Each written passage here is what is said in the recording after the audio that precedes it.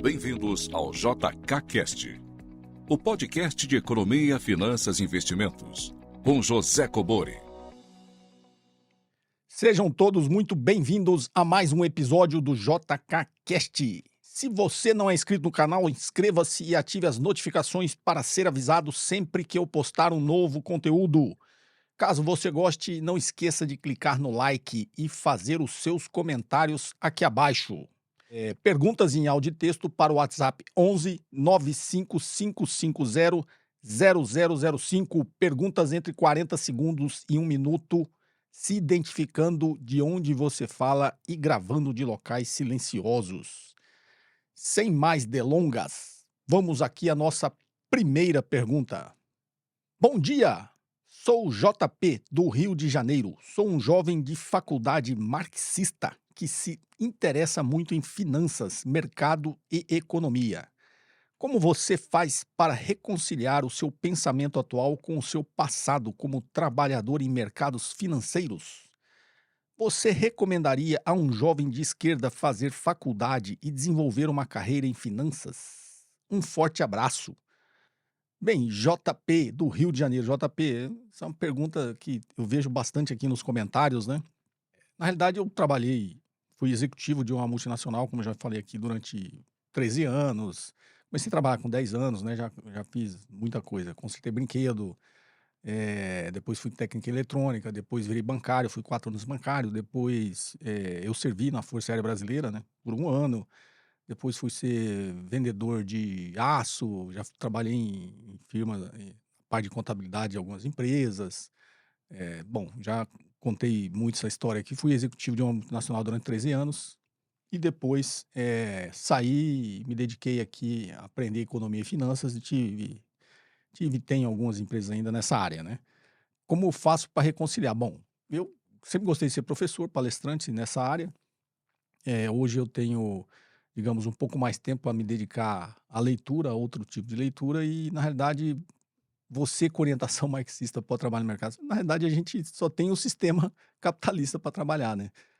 Como eu respondi esse tempo a uma crítica, né? A pessoa falou: "Oh, o cara que critica o capitalismo e vive o capitalismo." Bom, eu vivo num sistema capitalista, eu tenho que aprender a sobreviver dentro do capitalismo. Então, se você tem essa orientação marxista e quer trabalhar no mercado financeiro com finanças, trabalhe porque é o sistema que a gente tem. Como que se reconcilia isso? Eu diria para você, é só você não perder o seu coração. Então, não se venda somente ao dinheiro e não perca o seu coração, né? Se oriente pelo coração, aprenda a ganhar dinheiro no mercado capitalista, aprenda a ganhar dinheiro com finanças, aprenda a tirar o maior proveito disso, tirar o seu sustento, o sustento da sua família e de todos que te cercam. Infelizmente, é esse sistema que a gente tem, esse modelo que a gente tem, e você de dentro dele, você também ajude a melhorá-lo e a criticá-lo, porque na realidade o nosso interesse é sempre que melhore a vida de todo mundo. Então, o conselho que eu dou é aquilo que eu já falei em alguns vídeos aqui, né?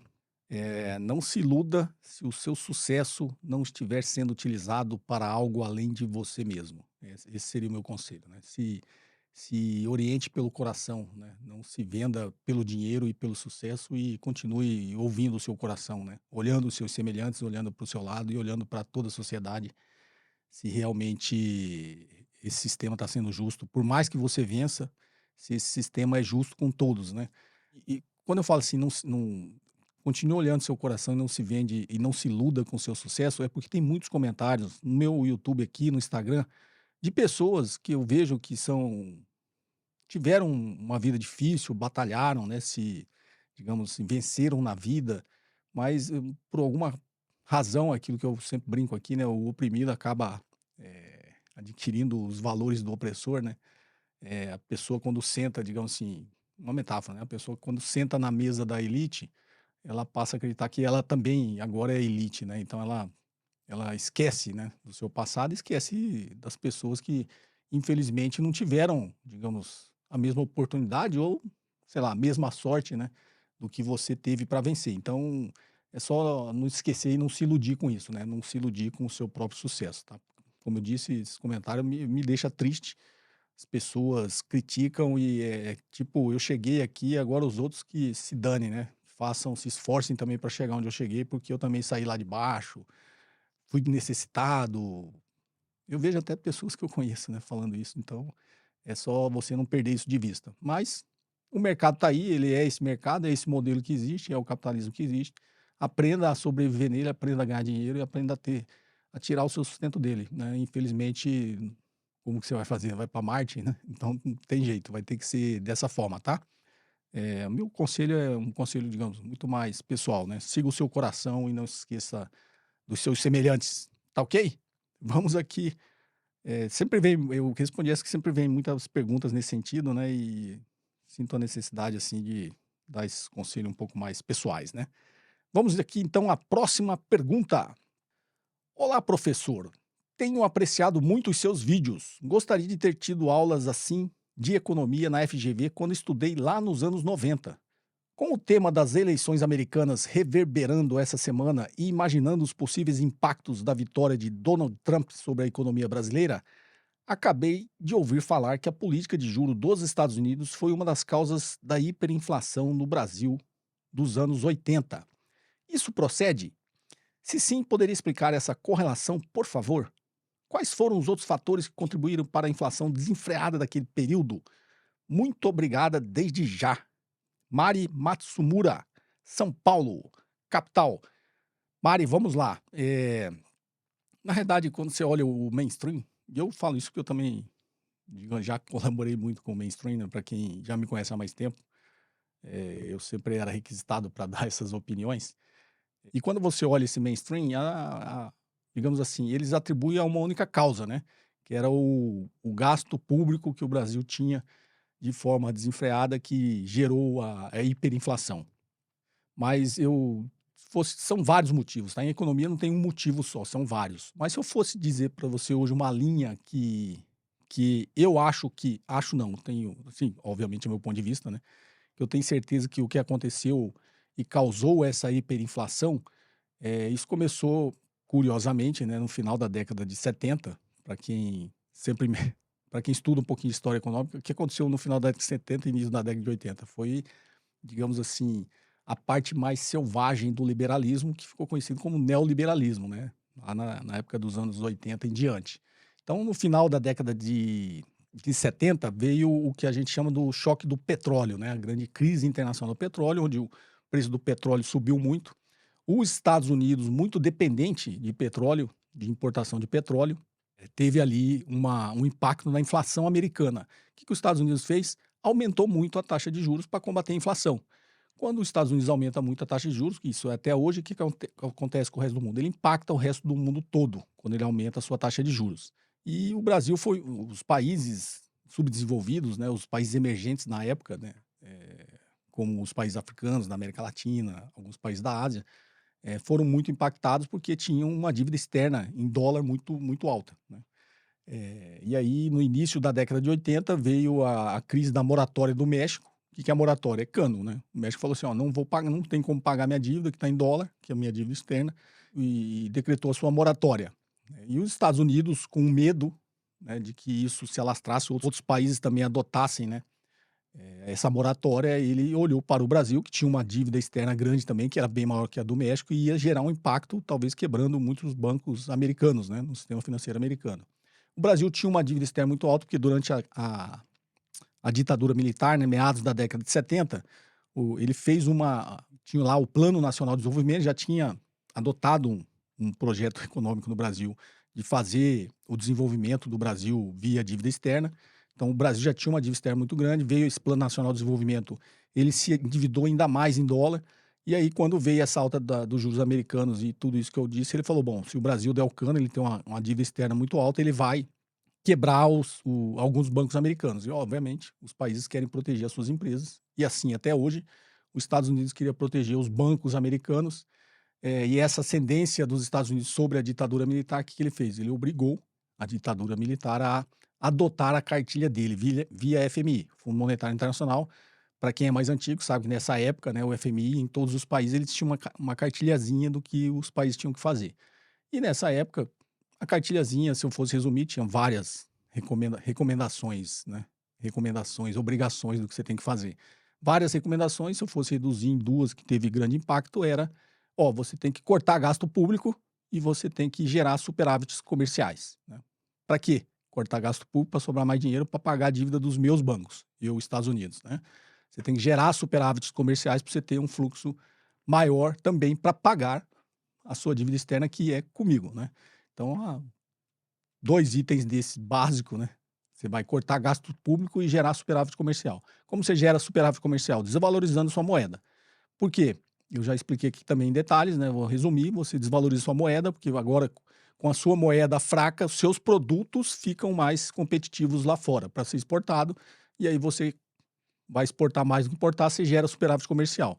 Gerou superávit comercial, vai ter mais dinheiro para pagar a sua dívida externa em dólar, tá? Então, basicamente, esses 2 itens, da cartilha que foram, adotadas pela ditadura militar, foram que gerou hiperinflação, né, com a desvalorização do câmbio para gerar o superávit, você acabou impulsionando a inflação brasileira, que já era alta na época, e aí ela se tornou, digamos, insustentável, né. Existem, digamos, literatura que diz que não chegou a ser uma hiperinflação, mas vamos dizer que seja uma hiperinflação, porque chegou a 2.500, 2.600% ao ano, né. Então esse, se eu fosse resumir, Mari, é os motivos que gerou, a hiperinflação no Brasil, tá ok? Alto endividamento externo durante a ditadura militar, com planos econômicos, Plano Nacional de Desenvolvimento naquela época, né, teve 2 planos, já vinha se endividando como uma política econômica de crescimento, de se endividar, e aí você teve o choque do petróleo, veio uma crise mundial pela alta do preço do petróleo, Estados Unidos foi impactado com isso, porque importava muito, precisou aumentar a sua taxa de juros, ao aumentar a sua taxa de juros ele começou a quebrar os países emergentes que tinham dívida em dólar, aí o México decretou a moratória, não vou pagar a minha dívida, ele com medo que os outros países fizessem a mesma coisa, ele foi lá e obrigou os países a adotar a cartilha lá do FMI, e 2 itens, estou fazendo um resumo rápido agora, e 2 itens desse era, você corta gasto público e você gera superávit comercial. Por quê? Pra sobrar dinheiro para você me pagar, né. Então foi isso que foi feito, e essas medidas adotadas foi que impulsionou a inflação no Brasil, e ela subiu de forma insustentável, tá ok? Então, basicamente é isso, né, os Estados Unidos, para se manter, ele exportou a crise dele para os outros, foi isso que aconteceu. Pode acontecer algo parecido hoje? Não com essas mesmas características. Primeiro, o Brasil não tem mais dívida externa em dólar, assim, dívida pública em dólar quase não tem, e dívida privada, só as empresas que mantêm relações com outros países que emitem dívida em dólar, mas a gente tem reservas internacionais que garantam aí, digamos, nos protegem de um ataque especulativo à nossa moeda, para desvalorizar a nossa moeda de forma especulativa. É para isso que serve reserva internacional. Também tem podcast aqui que eu explico como que isso funciona, como que é a dinâmica disso. E é basicamente isso, Mari. Espero ter te ajudado, respondido aí a sua dúvida, tá ok? Vou falar aqui de novo sobre a famosa escala 6x1 que está aí, digamos assim, de maneira efervescente, não só nas redes sociais, como na sociedade como um todo, né? Sobre esse fim da jornada de 6x1, ou seja, trabalhe 6 dias e descanse 1. De antemão, já vou dizer, eu vou dar explicações econômicas, né? Mas, no meu ponto de vista, isso não é um problema econômico, tá? Mas, sob o ponto de vista das finanças, eu vou tentar passar aqui, porque tem pessoas que comentaram no meu vídeo. Primeiro, eu já tinha feito um podcast falando sobre isso, e aí eu lancei um vídeo de quarta-feira falando de novo sobre isso, fazendo um resumo, que muitos aqui ficam cobrando dados, informações, né? Você, digamos, foi muito raso.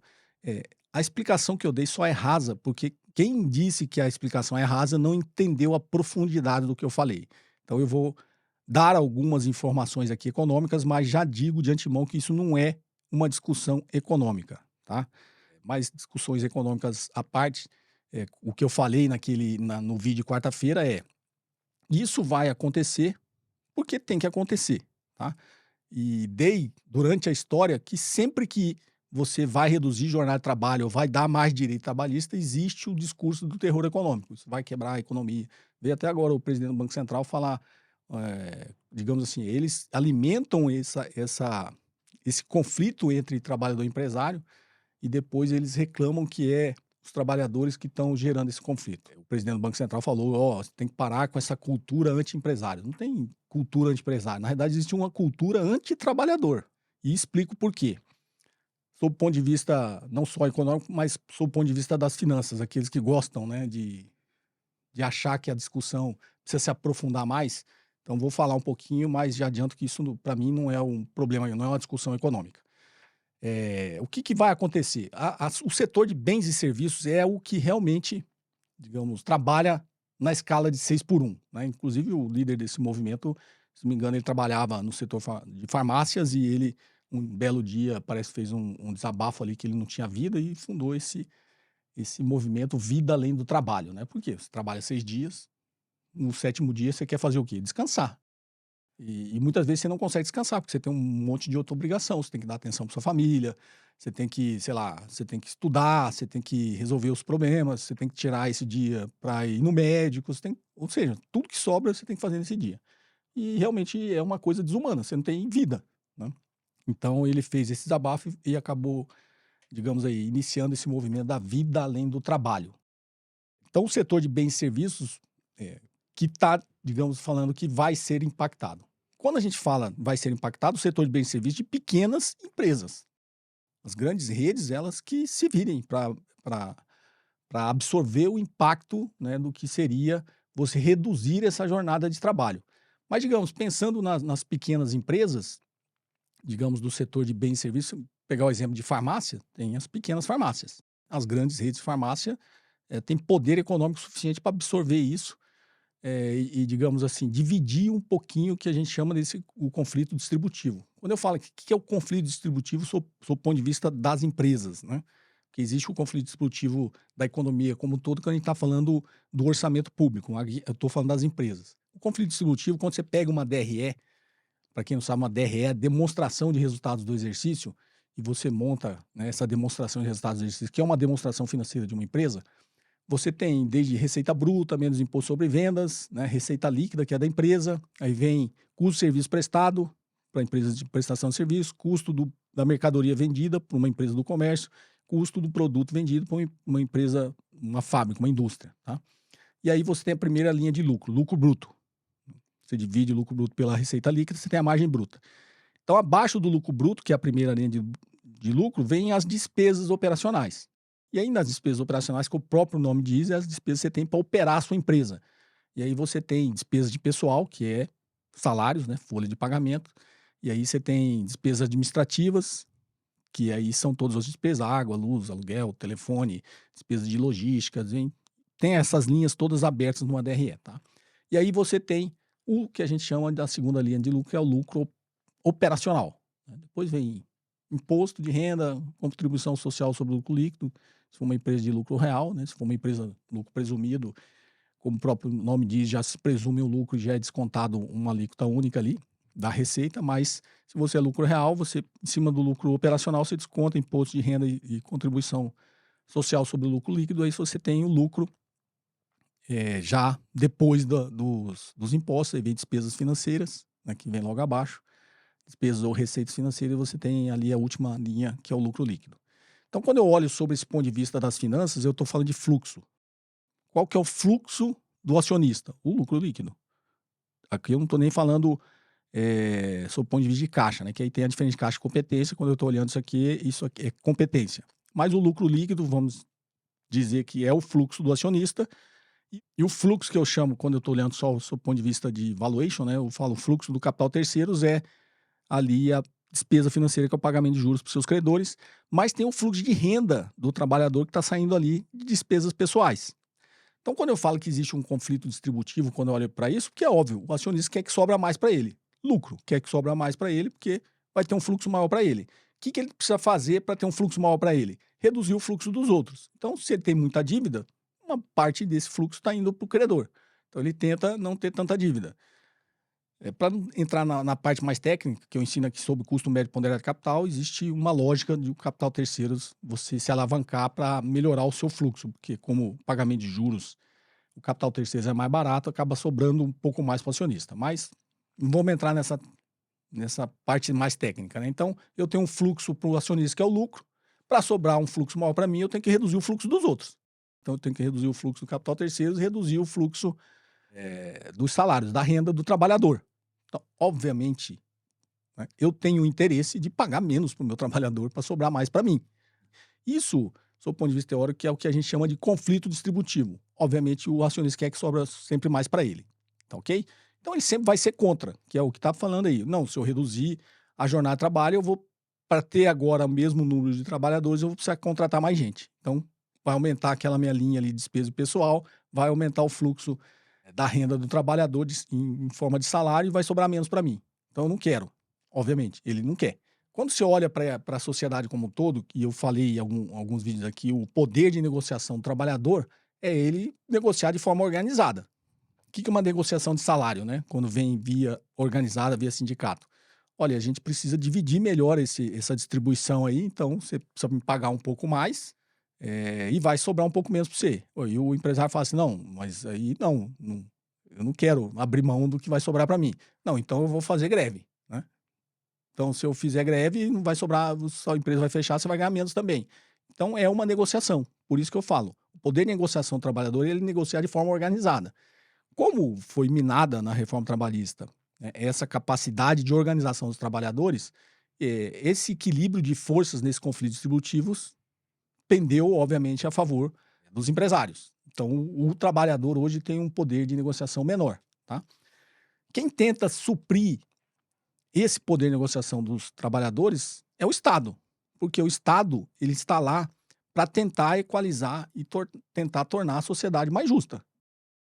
E ele usa o poder dele, obviamente, sempre a favor de quem é mais fraco nas negociações. Então, o Estado, quando você fala em salário mínimo, você está falando isso. Eu estou estabelecendo um mínimo de salário que tem que ser pago por lei. Por quê? Porque se eu tirar o mínimo, aí muita gente vem e critica que não tem a menor ideia de como isso funciona, fala assim, não, se fosse isso, era só determinar o salário mínimo mais alto que estaria tudo resolvido. Não. Quando está falando de mínimo, é exatamente para que esse salário ele não baixe. Porque se você não tivesse uma lei que determinasse salário mínimo, a própria concorrência entre as empresas, eu, empresário, para vender o meu produto mais barato, preciso baixar o preço. E aí, para concorrer com o cara da esquina. Aí, para baixar o preço, concorrer com o cara da esquina, o que eu vou fazer? Vou tentar reduzir essas linhas das minhas despesas operacionais. Então, não tenho mais margem para pressionar ninguém. Vou pressionar quem? O trabalhador. Aí eu vou pagar menos para ele, porque se eu pagar menos para ele, eu posso baixar o preço do produto, concorrer com o cara da esquina e vou fazer isso. Aí o cara da esquina vai pensar a mesma coisa e vai fazer isso. Então, no limite, a pressão vai recair sobre os trabalhadores e o salário vai cair. Então, quando o Estado estabelece um salário mínimo, é justamente para que isso não aconteça, para que aquilo seja um mínimo, tá?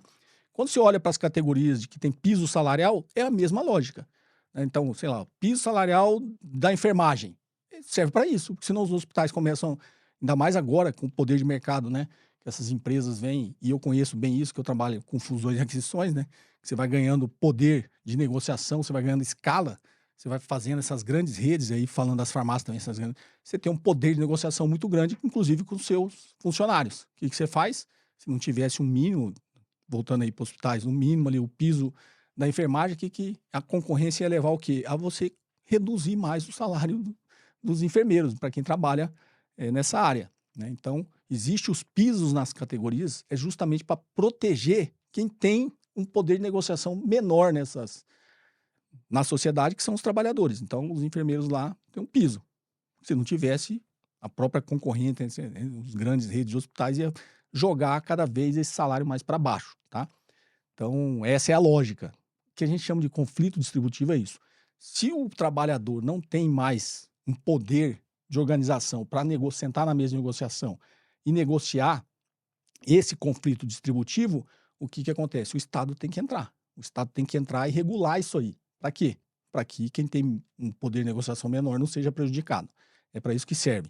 Então, dito isso do conflito distributivo, eu vou falar agora sobre o ponto de vista das finanças. Eu sempre fiz muita análise de viabilidade econômica para empresas, profissionalmente, dando assessoria e consultoria, e também como professor de finanças, dando aula sobre isso, né? Então, quando você faz análise de viabilidade econômica, você faz exatamente isso que eu estou te falando. Olha, eu tenho um projeto aqui de abrir uma empresa. Vou abrir uma empresa e nessa empresa, e aí eu vou fazer todas essas projeções, né? Quantos, sei lá, vou abrir uma padaria, quantos pãezinhos eu venderia? Tanto.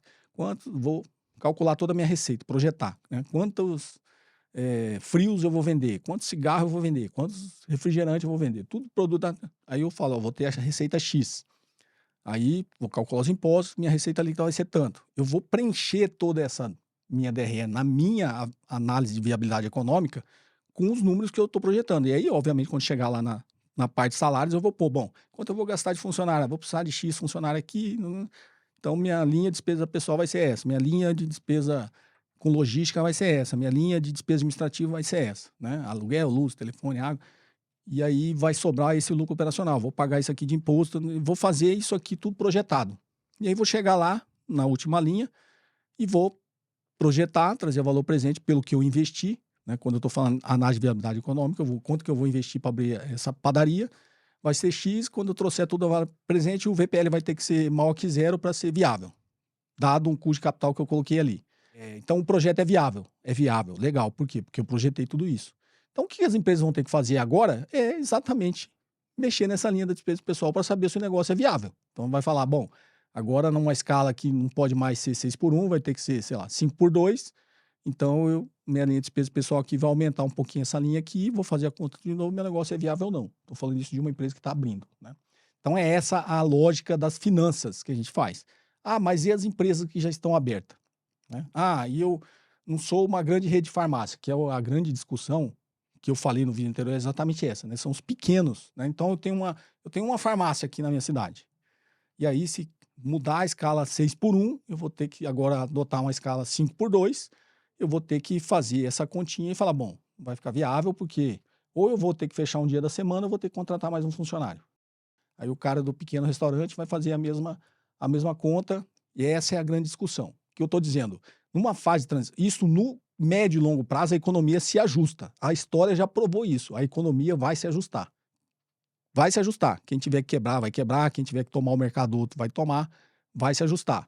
Mas, nessa fase de transição, o que o Estado pode fazer é ajudar o pequeno, né? O pequeno comerciante, a pequena farmácia, o pequeno restaurante, não é isso? É isso que o Estado tem que fazer. Tem que dar ajuda. Estou pressupondo aqui, tá? O Estado tem que achar uma forma de dar esse suporte para as pequenas empresas. O que acontece nessas horas? As grandes empresas, lembre-se que eu falei, poder econômico pressupõe poder político, tá? Concentração de poder econômico pressupõe concentração de poder político. Nessa negociação, vocês vão ficar de olho no Congresso, o que vai acontecer? As grandes empresas vão pressionar via seus representantes no Congresso Nacional para que, se for dado algum benefício, vá para eles. Então é isso que a sociedade tem que ficar, e por isso a mobilização é importante, tem que ficar esperta, porque quem tem poder político vai querer morder a parte do que o Estado, digamos que esse projeto vai em frente, vá conceder de regulação e suporte nessa fase de transição, nessa redução da escala de trabalho. Mas o Estado está lá para proteger os pequenos, aqueles que têm um poder de negociação menor. No caso aqui, caso vá em frente esse projeto, são as pequenas, eu não estou nem falando dos trabalhadores, tá? Estou falando dos trabalhadores vão ser beneficiados, tem que ser. Mas as pequenas empresas que podem ser prejudicadas, o Estado está lá para proteger eles, não está lá para proteger a empresa grande. Empresa grande tem como mudar a escala, tem como readequar, porque é diferente você ter 1000 farmácias e você ter uma. Quem tem 1000 farmácias, realoca, fecha esse monte de farmácia que tem aí, né? Para que tem, na mesma quadra, tem 2 farmácias da mesma rede?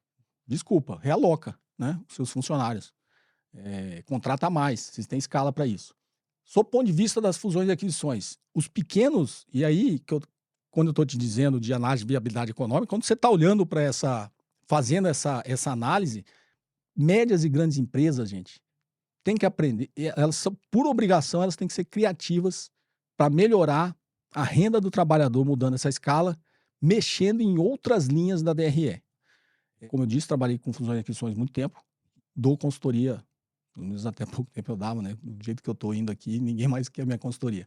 Mas dou consultoria para empresas, inclusive médias e grandes, de como melhorar essa relação das finanças corporativas, tá? Eu garanto para você que pequena e média empresa tem muita oportunidade e deveria olhar, porque é muito cômodo hoje, do jeito que está, na escala 6x1, a empresa o trabalhador não tem poder de negociação, ele tem que trabalhar lá 6x1, então ela não tem criatividade nenhuma para resolver o problema do trabalhador.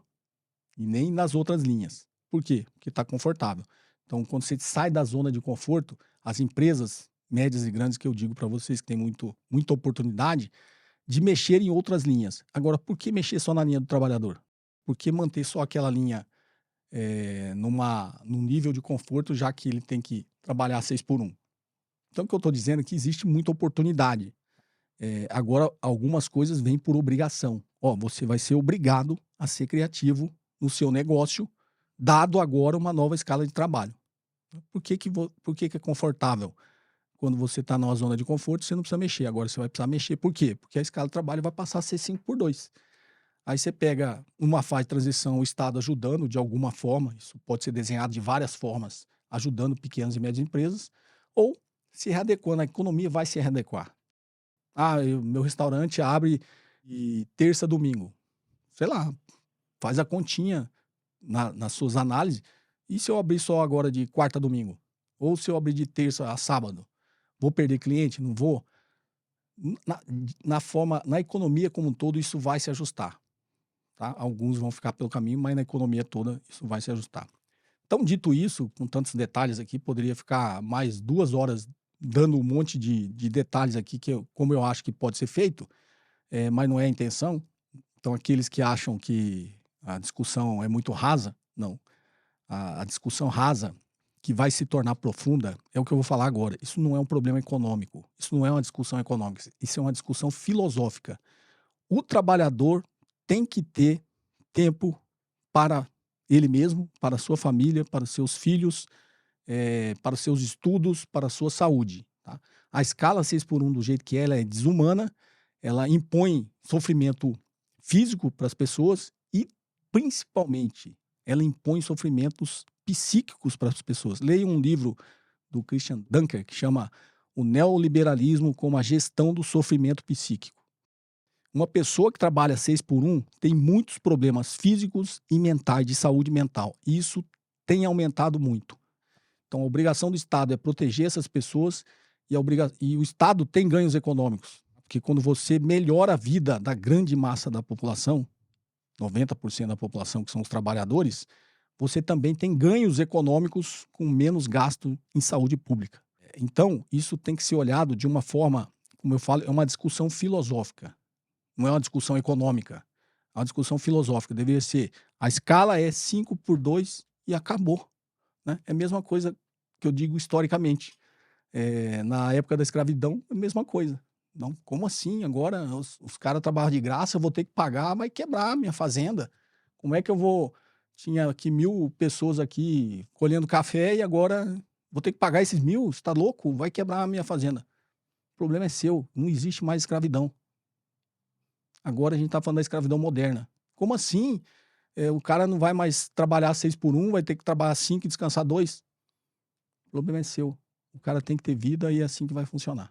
Então, não é uma discussão econômica. Se quiser tornar uma discussão econômica, tem milhões de argumentos para dizer para vocês que existem formas de viabilizar isso. Mas o que eu falei que é raso, que se torna profunda, é muito simples. Não é uma discussão econômica, é uma discussão filosófica. As pessoas precisam viver. Simples assim. Se o seu negócio, para existir, dependa que alguém trabalhe 6 dias da semana e folgue apenas um, é um negócio que nem deveria existir. Espero que vocês tenham gostado do episódio de hoje. Perguntas em áudio e texto para o WhatsApp 11 95550 0005. Perguntas entre 40 segundos e 1 minuto, se identificando, de onde você fala e gravando de locais silenciosos. Se você ainda não é inscrito no canal, se inscreva e ative as notificações para ser avisado sempre que eu postar um novo conteúdo. Caso você goste, clique no like e não se esqueça de fazer os seus comentários aqui abaixo. Um forte abraço e até o próximo episódio. Você ouviu mais um episódio de JK Cast, o podcast de economia, finanças e investimentos com José Cobori.